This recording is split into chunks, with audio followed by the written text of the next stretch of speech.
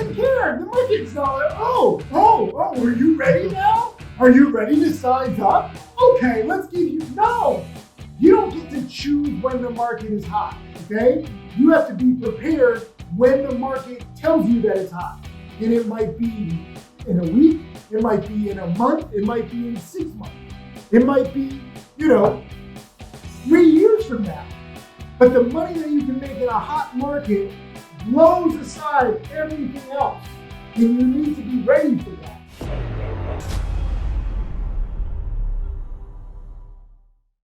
All right, we are live. Type in Santa if you can hear me, if you can see my screen. Wow, look at the S&P dying even more. Oh, it's a beautiful day. There's justice in the world, everybody. Congratulations. The world is not as bad as you used to think it was. Type in Santa. I'm dressed as Santa. Sorry, I'm not in my full outfit. It's so hot. And Jack has cats. And I'm allergic to cats. So, not at my best. But we are here with the man, Jack Schwarze. I had to surprise him. I only semi-surprised him because I probably shouldn't have posted that I was dressed as Santa. I was afraid because I was like walking here. Which, is my hotel there? It's down. Okay, good. I didn't know because you have a big building, so I was like, are you going to see Santa walking down the street? Whoa, the Dow finished down nearly 500. Oh, it's beautiful. I gave a talk, 2 weeks ago in Vegas. We'll have the talk up online soon. And I was in a construction outfit. I like to dress up in various outfits. And I was like, this just seems frothy. This just seems overly speculative. NFTs, cryptos, like the dumbest people in the world are profiting. And they're laughing at the smartest people in the world because they're like, ha ha, dumb people rule. Yep. I wasn't objecting. I just want to see your reaction. Let's see. Tell your wife that you're allergic so she doesn't get any cats. My husband says he is because he hates her. I'm not imagining this, okay? My whole nasal system is clogged, It's not good. A few people. Anyways, throw out any questions for Jack. It's his birthday, so go easy on him. Don't bring up the fact that he just had a red month. Don't bring up the fact that, he was starting to go long. He was starting to see the light, and then the dark side pulled him back. Don't talk about the fact that, people are making the comparison to Anakin Skywalker, where you thought that he was going to lead the world, but then he gets flipped. Don't talk about any of that. No, it's cool. Listen, I just opened an account to potentially short sell, next year. I'm ready for a change in markets.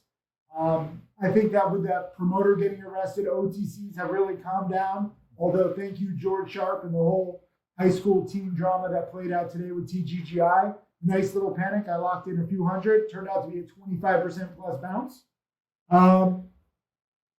But Jack, just going over your journey. You're 24 now. Crazy to make nearly $3 million. Has it changed you at all?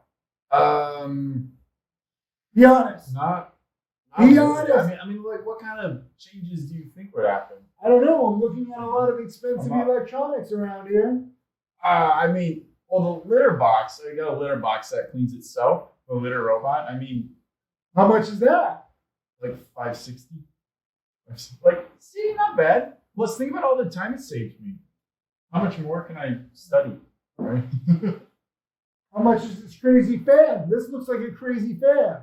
$800. I bought that as a gift for myself You don't have to make excuses. Listen to this. This is what I asked him, okay? I don't even know where I'm looking. There's so many monitors. You're so humble that you had to make you an excuse. I bought that as you're free to spend your money however you want. You don't have to be I bought it as a gift. Well, I'll buy stuff to remember stuff. So July 2020, I had my first massive month. It was $70,000. So I bought myself a pair of Yeezys. Right? Where are they? In the closet. You don't wear your expensive shoes? I wear them in July. It's your birthday. You should wear them. I mean, it's good that your life hasn't changed that much, but just in case people don't realize, like your first 2 years, you didn't make anything. 3 years. 2.5. How do you go through it? Because I'm getting some messages, people who don't realize that trading is very seasonal. Like you had a red month last month. Yeah. I made like 17 grand, but it was very slow compared to previous months. What do you say to people who are struggling and they're like, I'm thinking trading just isn't for me? I mean, you have to. This is what I've been doing lately too. So I save like every single chart, and then I'll put them all into like different files and categorize them. And like, so in certain seasons when all these trades just work very well, you can like refer to those and be like, okay, yeah, the market does like have periods where it's super clean and it's all just everything makes sense and it's all controlled and you know when to short or when to buy.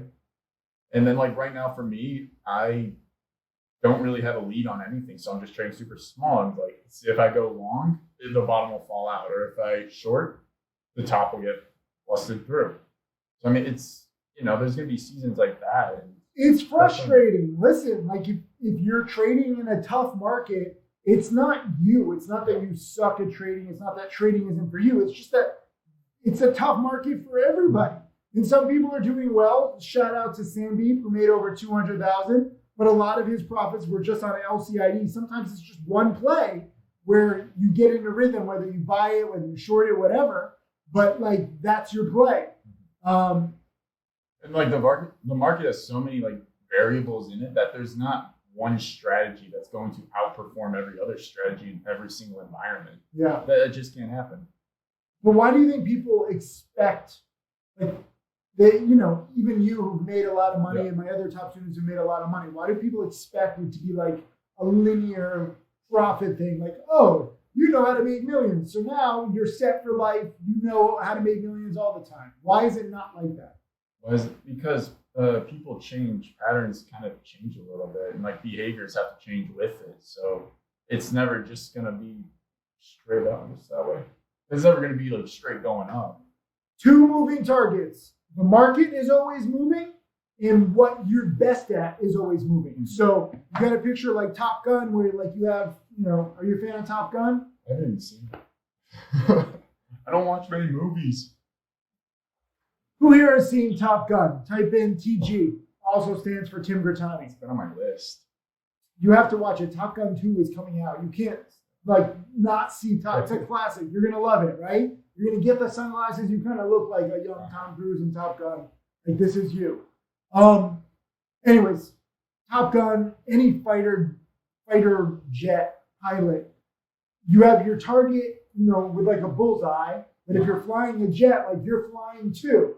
So you're flying your jet, and the target is flying his jet or her jet, right? And so you have to try to anticipate where they're going. Mm-hmm. So it's 2 things. It doesn't matter if you know where they're going, you still have to fly your own jet. Mm-hmm. And I think that's very simple. Look at this. Everyone knows Top Gun. Everybody. I don't know, there's 500 people in there. That only looks like 20. There, give them time. Okay. 5%. Some people need a little extra time.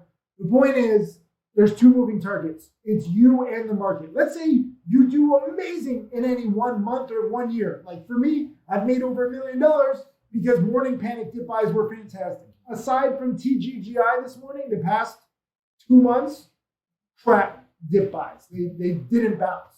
So I have to adapt, and I have. But, it's not just like this linear thing where once you get it, you'll always have it.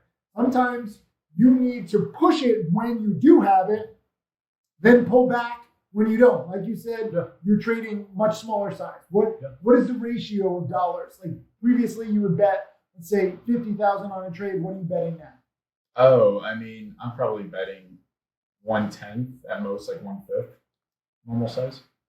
And I saw you just bought the S&P and you put in like a $4,000 position. Yeah. And you made like $10. Not even. Why did you do that trade?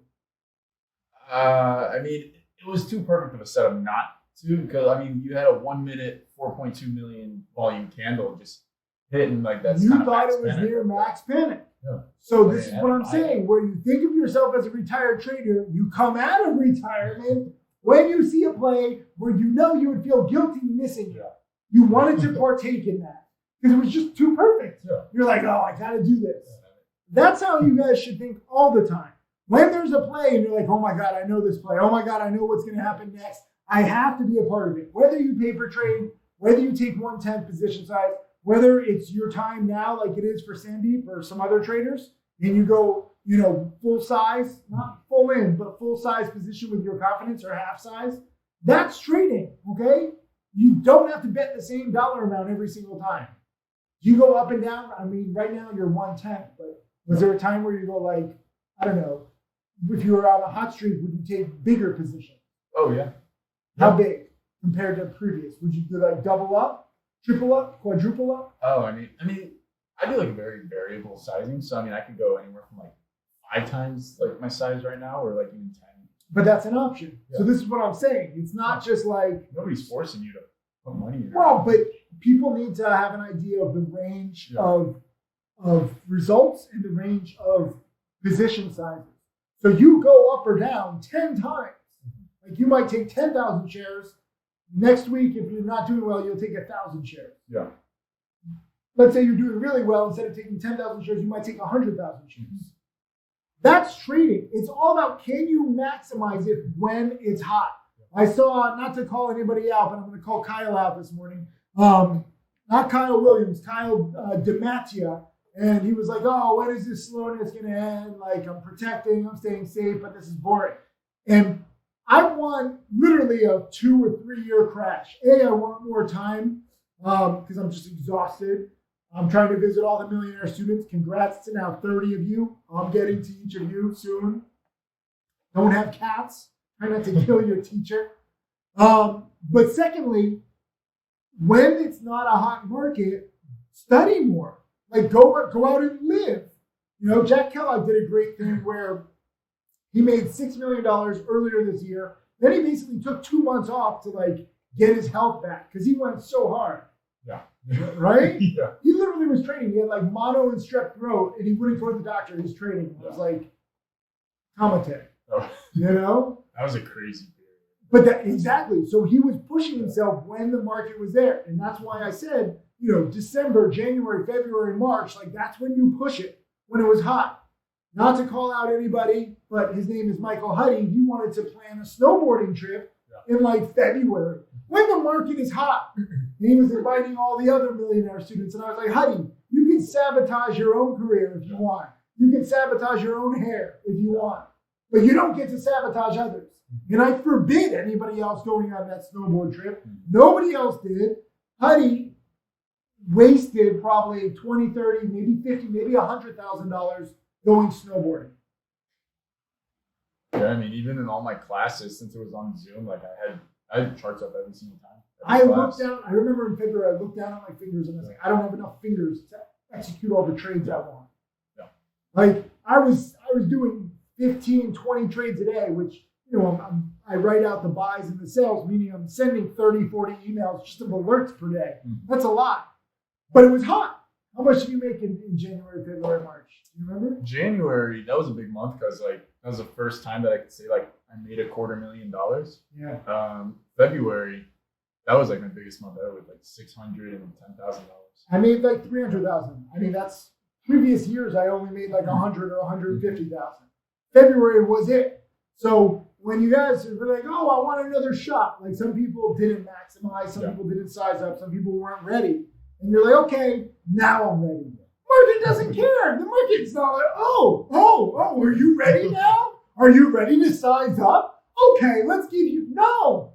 You don't get to choose when the market is hot, okay? You have to be prepared when the market tells you that it's hot. And it might be in a week, it might be in a month, it might be in 6 months.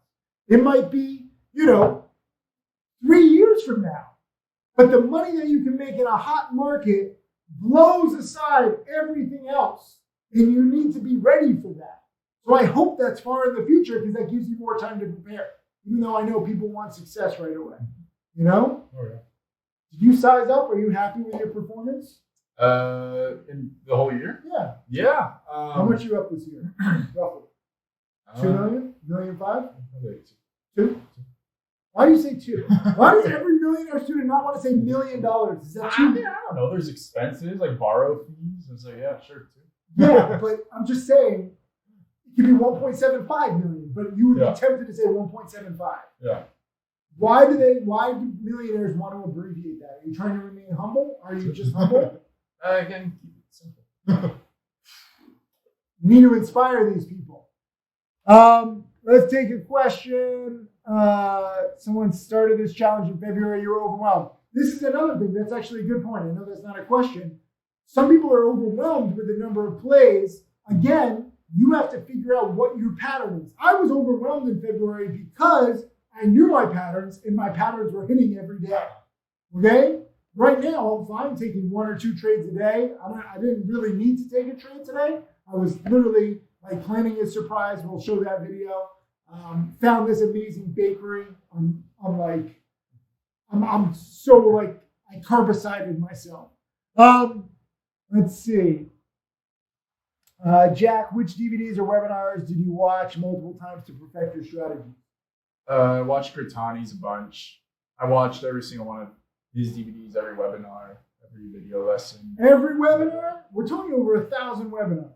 Well, back when I was there, it was like 500. So it's easier. It's easier. It you had it easier, right? Yeah. But some people are like, oh, there's so much. Like, give me just like the top 5. You guys have to understand everything. You can't just try to memorize patterns. I brought this up in today's video lesson. I don't know if you watched it, but with TGGI, what made it a successful trade is, can you bring up TGGI for a second? It's like a 2-day chart. We're using Jack's laptop because his desktop doesn't even have a microphone. Oh my God.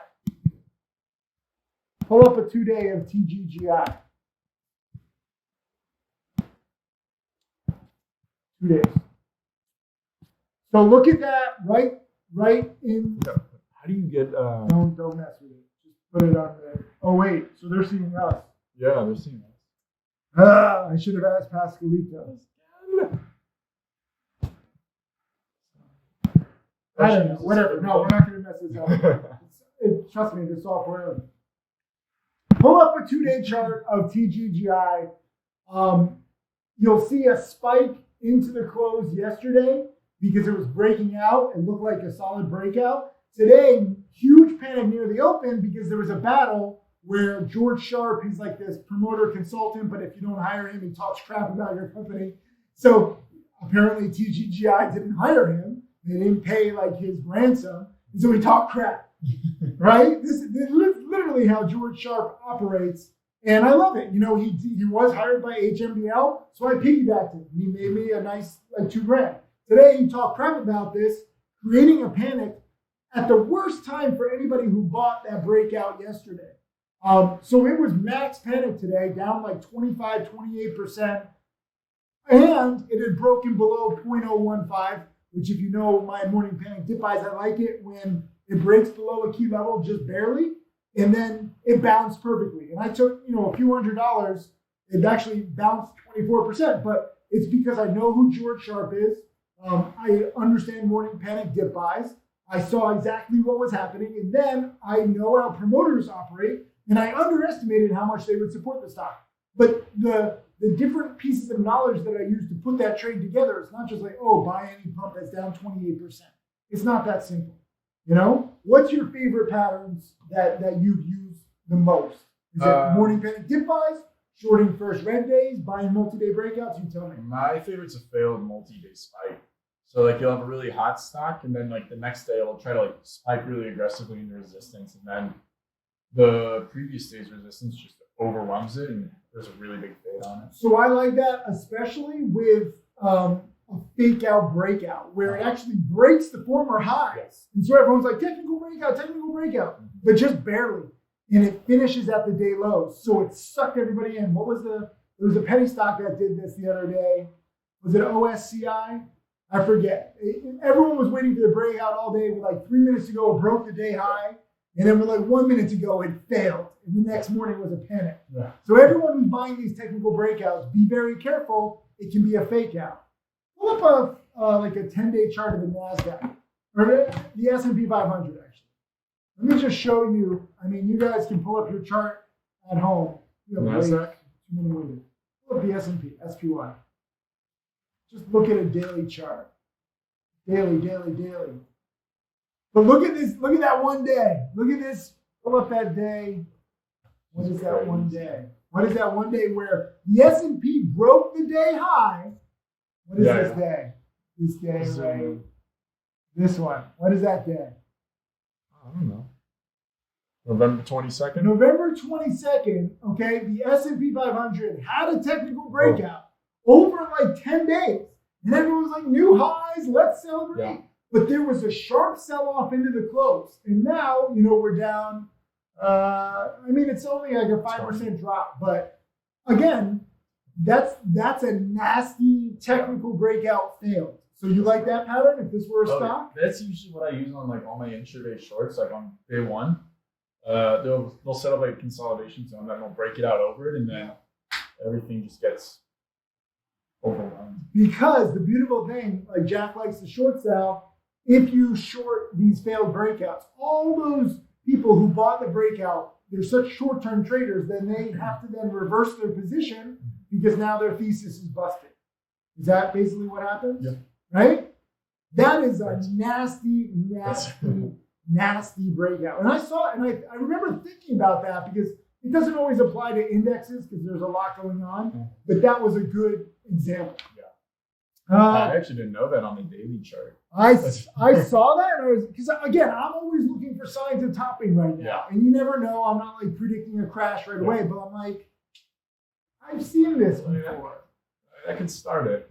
Let's see. Do you spend a lot of time on your watch list, Jack? And do you have multiple watch lists always going? Multiple watch lists? Not really. I usually do like a review at the end of the day, which I call that my trade review, which I kind of just started it. It really helps with like tougher periods because it makes me look at like every potential play from the day and like what were the really good plays that would have made me money and what were the plays that would have like lost me money on the day. And then I pretty much just reflect on them and what I've been doing. But then with my watch list, that's what I just did all the charts and then my plans for the next day. ILUS did that too. Pull up a daily chart on ILUS, which by the way, I warned when it was at 50. Jack was actually long this stock. Jack was long this stock. How many shares were you long? 1,000. You were now long 1,000 shares. I think it was like 10 at 150, but then I sized up to 1,000.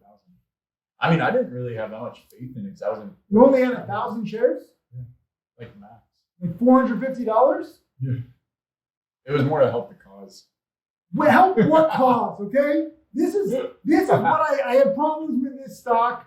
I made multiple video lessons comparing it to KBLV, and I didn't even realize this. I was making a stock market safety course the other day. It'll be out in a few weeks. Get excited. But also SHMP had trouble at 48, 49, 50. If you go back, pull up SHMP. Before SHMP eventually broke out, it succeeded. Go back like 3 years. Oh, yeah. That was my first like really big trade. No, not 3 years. Right? Actually, a year. 90. Go back right there. Yeah. So SHMP actually did go up to 90 cents, but it failed a few times trying to break 50. And so this is what everyone's looking at. Pull up like a 3-month chart? No, a 1 year chart. 1 year chart of SHMP. And it failed a few times here at 50 before eventually breaking out and going to 90. So I understand this is what ILUS people see, but also pull up KBLV. This is going to be like a 2 or 3 year chart. KBLV. Remember this one? Look at this. Look at this perfect double top back in. When is this? 2019. 2019. And this was such an annoying play. I literally bought, if you pull up like a 3 year chart, 2 year chart of KBLV, I bought this strong first green day. They had a good licensing deal for their spider silk. It's like spider silk is actually going to be a real thing. Yeah. Terrible first green day. Like for 3 days, it didn't do anything. Then like day 4, day 5, it breaks out, and I don't have a position. I was so big right here on day 1. Yeah. My heart got broken. I didn't lose much, but it didn't fit my patterns. Then it went up so much, and I was trying to dip buy the panic. It didn't bounce well. Then it went up here, and I was trying to buy the breakout, and it couldn't break out. So be very careful with failed breakouts. I mean, people aren't necessarily shorting these 50-cent stocks, but it's a good example of what Jack is talking about. Let's see. I'm good at cutting my losses once my risk is hit, but I continue to retrade the stock, which adds to my losses. Any recommendations to how to stop overtrading? How do you stop overtrading? If you keep losing.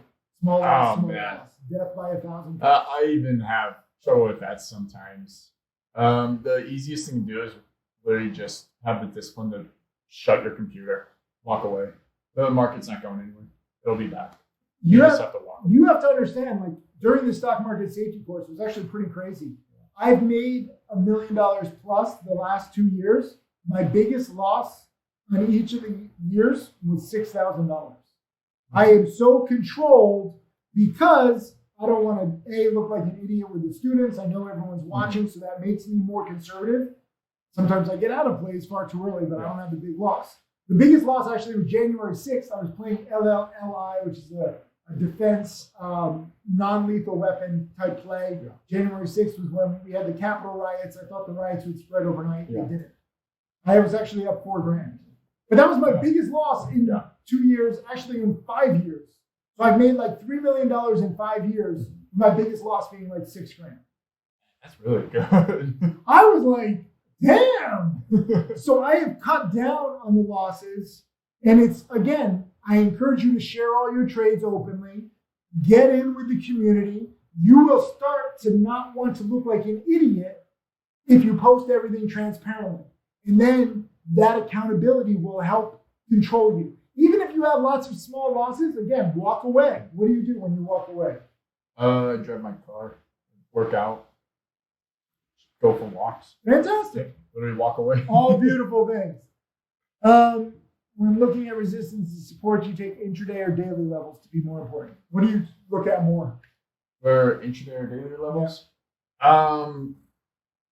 I don't know. It kind of depends. And like I'm kind of at an area right now where I see both. Like LGVN, the level that held on it as resistance was a pre-market massive parabolic to like 45, and that's what held as resistance. So I mean, right now I'm kind of in the way, but I think big daily volume will always trump the intraday action in the end.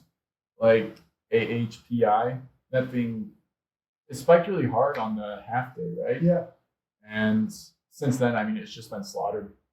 Things down like 6s maybe. I think that you look at everything, but you can't just say like all plays are like intraday, all plays are daily. Like you want to try to understand why a play is moving again, and then you start to judge. Like, are you buying a play because it's a multi-day breakout? If it's a multi-day breakout, intraday matters, but you also have to consider that multi-day breakout. If you're buying a morning panic dip buy like on TGGI this morning, I'm looking for the max panic, but I'm considering yesterday. And I recognize TGGI, even though it wasn't on my main watch list, I'm remembering it because it's one of the biggest recent promos. So I know there's a lot of promoters. So you need this background information. You can't just look at one indicator. Can you explain an offering and why a squeeze usually follows the panic? Well, that's not like normal. They think it is. That's not normal. That's not normal. Everybody's buying stock at 5. You get news that there's some guy in the back scenes that's buying it at 2. The stock should theoretically go to 2, close that gap. But right now we're seeing squeezes because, I think it's because there's so many short sellers that are piling on. They're all on top of each other that like when the stock goes down, they all have to cover. And then they're fighting each other on the ask, which is why you get stuff like BFRI blowing out to 9 before it eventually gets slaughtered down to the offering price. So this is what you guys have to understand. There are many reasons why I haven't short sold in nearly 2 years. This is one of them. It's a very crowded world where we see sometimes short reports come out and the stock spikes 20%. And people are like, why is this stock spiking? There's a short report. It's saying some bad things. Because it's already priced in. Because all the shorts are already in, expecting the short report, sometimes knowing about the short report, not going to talk about any evil short sellers, but that's the reality. So it's not that an offering is good news. It's that there's just so much bad news priced in and so many people betting on more bad news, betting on further drops, that it acts as a counterweight. And that's not normal, okay? Normally an offering hits, the stock goes down and it stays down. Let's see, new student, will not trade anything until I have some level. Good, be patient. I was also going in the stock market safety course. I wore the whole construction outfit, the whole course. It's going to be pretty cool. It's like 4 hours. Going over Mari's trades. Mari's over 1.6 million now. She didn't trade anything for her first year, okay? She literally studied every video lesson DVD webinar for a year, maybe even a year and a half. You don't need to trade every day, especially right now. Most of the top traders that I know aren't even doing that well. So how do you think you're going to do in this market? Probably not that good. Let's see. What are you working that you mentioned in the morning when you took a starter short on OP? Oh yeah, check that out. They're not going to see the chart, but we can explain. No, no, but you can see. Oh my god. Pretty much like. Yeah. How big was your top tick position? 1,000 shares. Yeah, exactly. It's crap. Out of like 15,000. Yeah, it's crap. I'm pretty much just looking at I'm trying to find ways where these stocks, they make these massive ranges, right? Like where it'll be like 50% of the total value, and it just trades in it like normally. Like it can go up or down, and it'll just be like natural for the stock. So I mean, it was pretty much like a range trade, but it was so big that like it's a big picture range trade. How do you picture the range on these plays where the squeezes are just ridiculous, like LGVN? LGVN, like at what part of it? The day that it squeezed, like this is just madness. Oh, when it went to 45? Yes. I was long. You were. Yeah. How did it feel to be long instead of getting squeezed? It felt great. Like I saw it spiking, and I'm like, oh, they're screwed. So I started buying it. So this is another thing. I'm glad you brought that up. Some people say, oh, why should I study the short selling videos if I'm not going to short sell? Why should people study if they're not going to short sell? Because that's where you find like the best longs, like DWAC. I was buying that in the 20s, and like that was still low price. I almost came out of retirement to short DWAC in the 60s because I thought it was just such a ridiculous. I would have been wrong. It went to 175 the next day. The best shorts can sometimes turn into the best longs. Mm-hmm. And I know this is difficult for people to accept because you're like, wait, what? You have to understand the extremes. When there's too many shorts in a play, it can squeeze and it can become a great long. DRYS years ago. Were you watching DRYS, or was that before your time? No, I was there. I think I bought some in like the 5s and sold for like a really small stock. In 5 days, DRYS went from 5 to like 120, and it would have gone more if the SEC didn't halt it. Mm-hmm. Yeah, that was terrible company. A few months later, it's down to 0. And some people ask this, like, if you know these stocks are going to go to 0 or close to in the long run, why not just hold your short? Interest rates, borrow cost, and 2, right now it's taking longer than ever. I mean, AMC is still up from like $2 to 20. But finally collapsing today. What did it finish at? Probably like 29, 28, 29.7. I'm sorry if I gradually sound worse. This is the effects of the evil cats on my Jewish nasal system. Let's see. This is a 7-step pattern work on listed stocks or OTC. I mean, I've heard it works on crypto now too. I mean, it's not as exact. Again, I'm working off promoters, and promoters are pretty predictable, but you're looking for max panic and max euphoria. So that kind of applies to everything. We'll have to show the charts another time because we can't go back and forth. It's either camera or web. We're not smart enough to do both. Let's see. Can you talk about your trade journal, Jack? How you started initially and what did you improvise? I mean, my trade journal was just like, I'll take the chart and then, I'll start with like a description, like how was my day? Like, what was I doing well? What was I doing bad? And then I copy and paste like the chart. What I liked about it, what would be like the easy charts to make money on, and what was like the really tricky stuff, and what's really giving everybody a hard time, because I want other people to have a hard time, then I want to find the easier place to make money. But it's just like a light reflection. Good for psychology. Let's see. Any recommendations for dealing with the psychology aspect of trading? You can read what's the book down there? Psychology of Trading by Dr. Brett Steenbarger. Daily Trading Coach. Daily Trading Coach by Dr. Brett Steenbarger. Beyond Fear and Greed. There's a few books. That one's down there too. You have that one? Yeah. Greed and Fear, though. Beyond. Tell me the title wrong. I'm dyslexic. Let's see. How do you guys go about paying yourself, especially back with small accounts? Will you touch the profits or save portions? Thinking of taking 50% of my gains to protect them and use the other half to grow my trading account. What do you think? I always like to wire money out. Even now, I only trade like a fraction of the account. And then I like to take just, I usually start with like a base every month, and then I'll take the profits at the end. Just wire it out. What will be the first charity you donate to, Jack? Something with tigers. Tigers are sick. Good to know. Very cool. No, they're amazing.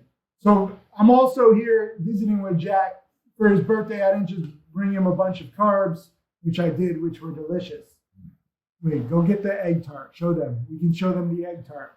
I got him these egg tarts, these pastries, which were just ridiculous.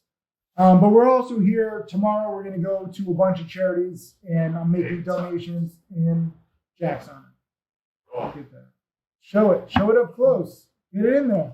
Pull one out. Pull one out. That's, Crumbs on it. get the crumbs on the. Yeah. Oh, yeah.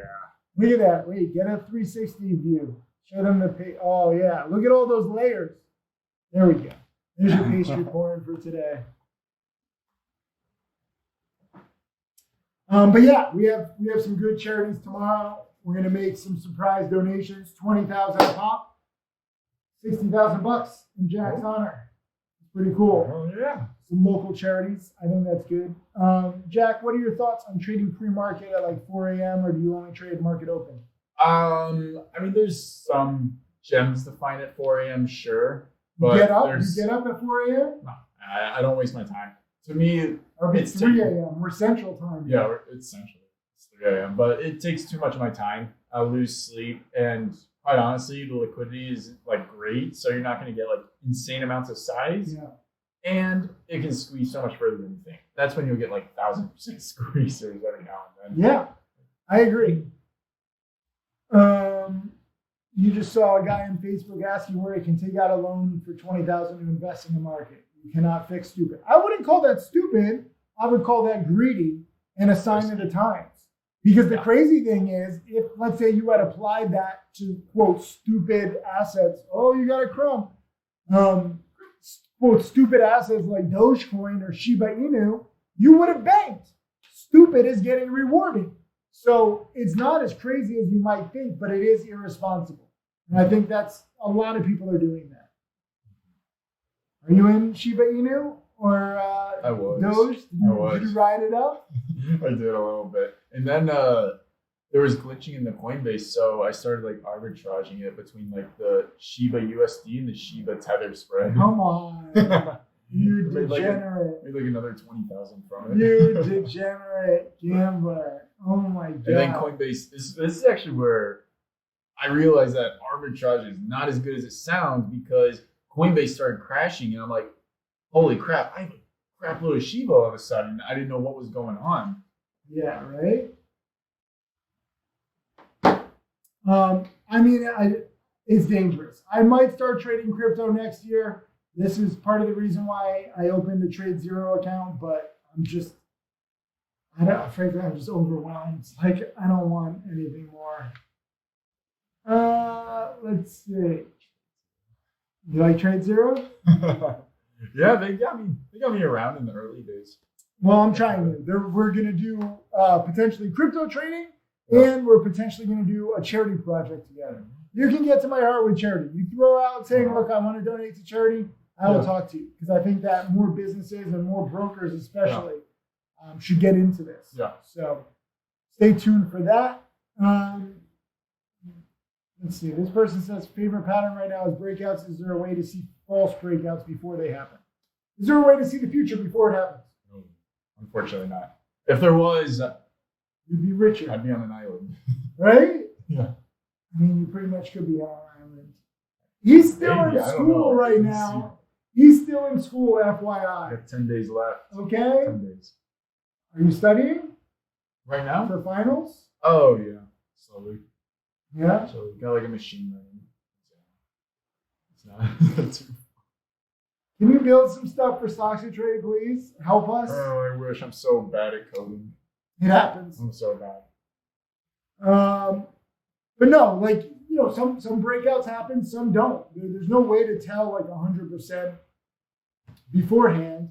But I think that you can't necessarily predict, but you can control your expectations. And too many people go into these breakouts expecting big things. Your expectations get crushed when reality happens and a false breakout happens. But if you go in expecting like maybe a breakout, but maybe not, let me just be cautious here. That's more realistic and that keeps you safe. And you'll be surprised if the breakout plays out big. Like TGGI today, I took, I don't know what, 6-7%, and the bounce was like 24%. So I was pleasantly surprised that it bounced so much. We haven't seen bounces that big lately, but I took a small profit and I'll learn from it. Do you scale into positions or take full and scale out? Do you look for reload points? What is your overall approach to scaling to reduce risk? I mean, I would say I would scale. I do scale, but I'm pretty inefficient with it. Like when I started in on OP, I only did like 1,000 shares at the top when I was pretty confident that that would be like a key level in it. So, I mean, maybe I should have taken like 4,000 shares and accepted the risk more instead of like waiting till the market opened and then adding like a lot more of my size. Because then I got like choppy with the covers and wasn't really able to maximize the gains. How much did you make on OP? Probably like 8,000. Pretty damn good. Let's see. Any final questions? I have to go in a little bit because these cats are literally getting to me. I feel like I have a fever. What program do you use for your scanner? Scans. Used to be like equity fee, but now they switched to scans. How do you deal with losing on a trade and then it works most of the time? And when I put more in, it'll make me lose more. Going long, should I go short more? Happens every day in trading. I just punch air and try to forget about it.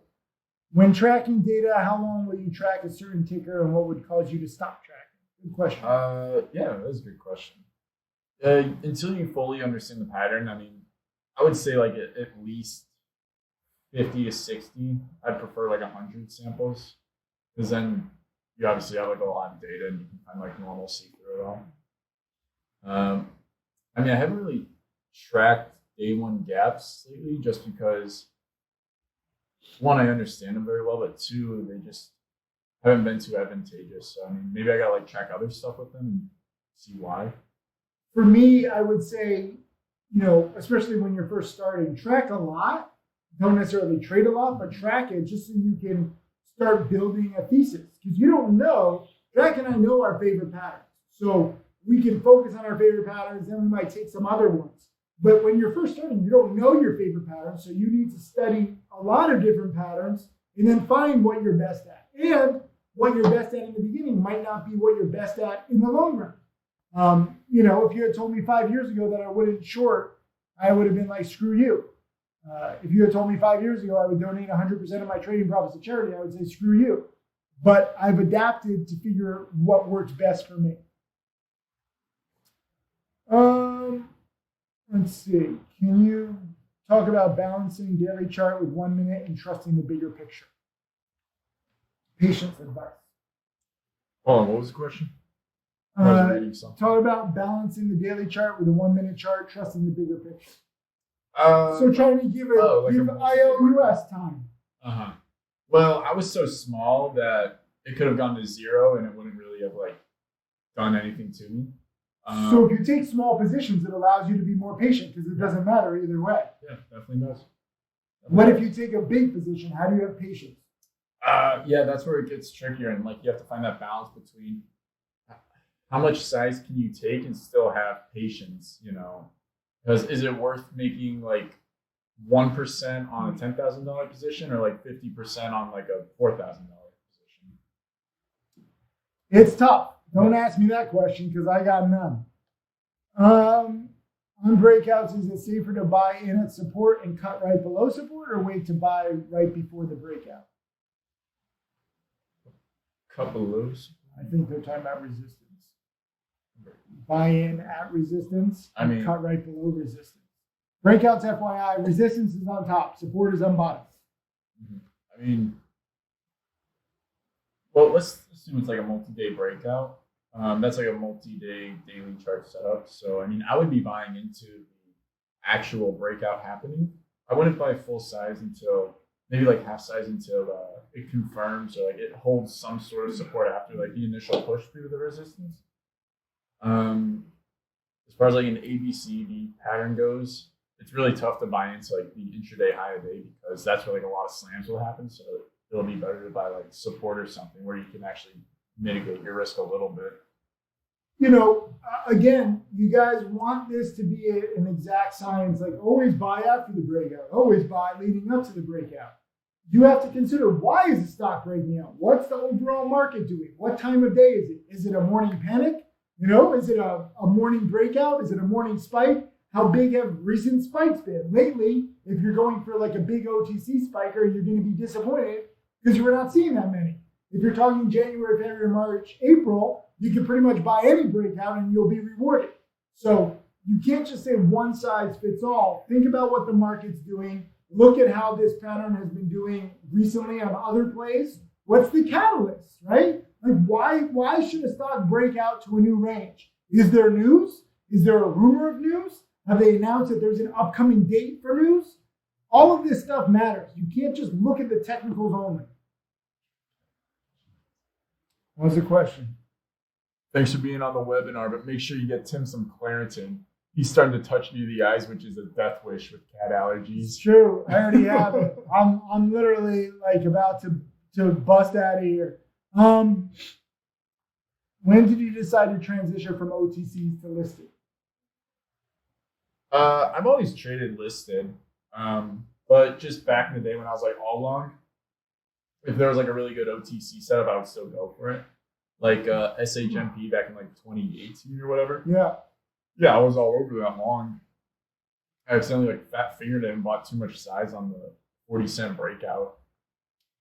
What's the minimum of float to shares ratio that you look for? Float to shares? Float to shares traded, probably. Oh, I don't really look for a minimum, but I just like to be conscious of how many times like the float will rotate in a certain pattern. There's really no limit on like how many you can, but if it gets up to like 100, that's getting a little ridiculous. For me, I mean, first of all, I don't trust a lot of the float numbers that I see on OTC stocks. Just like you can't trust short selling data. And some people say, oh, the short interest is this. I've seen so many BS OTC promoters say that their 1 or 2 cent stock is heavily shorted. That's a joke. So I don't really, I keep it into consideration which plays are low flow. But sometimes even low flow plays trade much slower. Sometimes a high float play will trade like a low flow play. It's not just about the float, it's what kind of action is there. And sometimes, you know, when a stock like, this is KBLV, or pull up OP, is that a 1 day or? Yeah, this is the today. Pull up a 2 day. So, an OP, as you can see, like it spikes up quick and then fails. Spikes up quick and then fails. So like, it's not even just about the chart, it's the price action characteristics. These stocks have characteristics. They move in a certain way. So you can start to use that knowledge for yourself. Let's see. Jack, when you are in a trade and watching the chart, what candle time frames do you use? I'm always looking at like 1 minute, but when my patience is really lacking, I try to switch to like 2 or 5 minute or even 15 minutes sometimes. It makes it a little easier on the patience. I always use 1 minute, have no patience, trust nobody, expect the worst, stay safe. Jack, top 3 books that have helped you the most the first year. Young, Greed, and Fear, Psychology of Day Trading. I really like the hedge fund edition, Market Wizards. Do you have them here? Can you hold them up? A lot of them are audio book. Hold up what you have. They're visual learners. Get ready to take a picture, guys. Hold it up. Just hold it for like 20 seconds. These are 2 of my favorite books, too. There's a reason why Jack read them. The one DVD where you name off like 50 books. Yeah. Tim Raw. Let's see. Some say cut losses quickly. Some say let it play out. Which do you prescribe to? Cut losses quickly. Yeah, cut losses quickly. It's much easier, and when you let it play out, you get in that fine line of like being stubborn. So I mean, I was shorting 8 ERC this morning, and I was letting it play out, but I just wound up covering a bit even higher because then my cut losses quickly takes over. So yeah, I mean, listen, you guys gotta find what works best for you, and I think that it's better to cut losses quickly in the beginning. Look at what top students have done in the beginning. Jack Kellogg, 20 months before he was consistently profitable. Tim Bertani, 9 months. What did you say before you were consistently profitable? 30 months? 40 months? 30. 50 months? 30. How many months? Probably 30, 36. You can go there. 3 years where he wasn't consistently profitable. So if you understand that the top people that I know of took 1, 2, 3 years to get consistently profitable, and that was in a different market. I think it's even harder to learn in this market because you're rewarded for irresponsible behavior, and responsible behavior makes you just miss out and you feel like an idiot. So even though there's more opportunities in this bubble, I think it's harder to learn. So if everyone is taking 1, 2, 3 years to learn, and this is a tougher market, probably give yourself 3, 4, 5 years. So how do you stay in the game? How do you stay safe while that is happening? People don't want to hear it. People want to be a millionaire by year 3, but you got to be realistic. A lot of this, as I've learned, is just based on the market. A lot of my new millionaires are millionaires because they were fully prepared for January, February, March. Not that they're smarter than anybody else. Not that they're, doing better now. They were just ready when the opportunities were there. So the question is, when will you be ready? How ready will you be when there are better opportunities? Let's see. Moltzer says, I've been focusing on OTC since joining the challenge. Would you recommend tinkering with listed as OTCs have been in a slump? Yeah, I mean, I'm always playing with OTCs. I don't even really scan, or I've always been playing listed. I don't really scan for OTCs too much, even as it was before. Try everything. OTCs for me are easier because, again, I know how the promotions work. I know the charts inside and out. I know the plays inside and out. But you got to try different stuff, okay? This is why, we have all these different mentors now where you can learn different strategies, take little bits and pieces from each mentor, apply it to your own. You don't have to stick to any one market. If you watch my early video lessons, I was very narrow-minded. I was like, this is the way. There is no other way. Now, after 12 years of teaching and finding more and more successful students, trading different stuff, I suggest you try different stuff.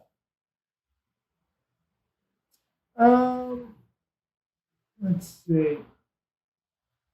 Study advice for new traders. Did you start with DVDs or webinars? How many hours a day when you started? You're desperate for learning, not earning now. How many hours? What did you study in the beginning? I would wake up at like 6, study for like 2 hours, then the market would open, trade, and then study for like a few hours midday. Then from 1 to 3, I'm in Central Time. I'd trade, and then I'd pretty much study until 12 o'clock when I would usually like fall asleep on the ground or something.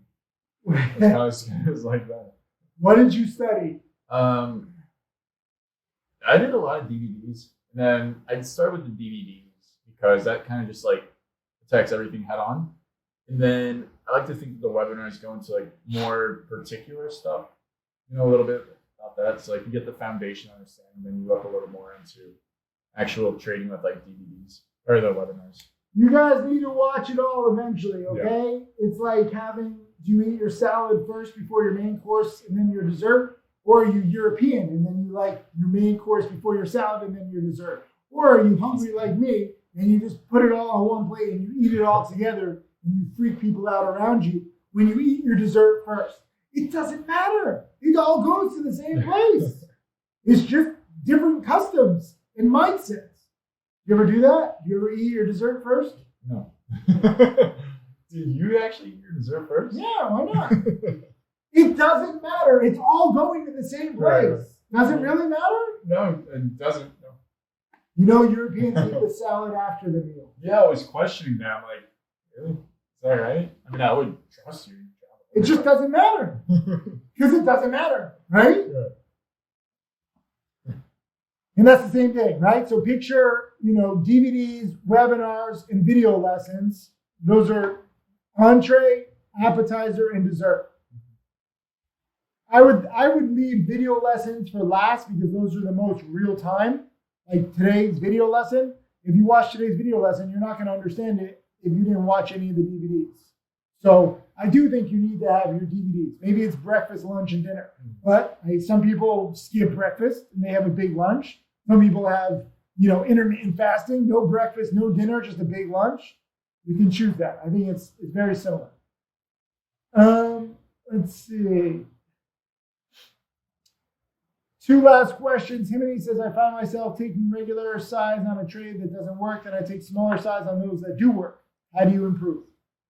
I mean, especially right now, the market's so tough. You just got to keep the same risk. I mean, if you're always risking like $100 a trade, keep it $100. When you track, do you search recent stocks or do you refer back to history to find stocks that match your criteria? When you track. Oh, yeah. I mean, I know there's like Spaghetti that you can use, which I've been like kind of tinkering with it over the weekend, that they'll track like all recent stocks, which I'm looking to get like an even bigger database. But prior to that, I would just track as the patterns came. All right, guys, thank you for tuning in. I'm sorry that I'm allergic to evil animals. I'm sorry that I'm just a good person, I apologize for that. But we're in the layer of somebody who short sells and is pretty evil, so it makes sense that they have like a Dr. Evil-like cat with hair. Dr. Evil cat, I'm actually not allergic to if it's a hairless cat. It's the hair that's the issue. Oh. So maybe you should shave your cat. Anyways, guys, thank you for tuning in. We'll be back next week for some live trading. But again, wish Jack a happy birthday. Keep up the good work, man. Like, I'm excited to see what more you can do, especially when you graduate. I have a question. What are you going to do when you graduate? What's going to be different in like 10 days or 11 days? I mean, are you not going to say no when I invite you to Italy next year? Oh, no, I'll definitely go there.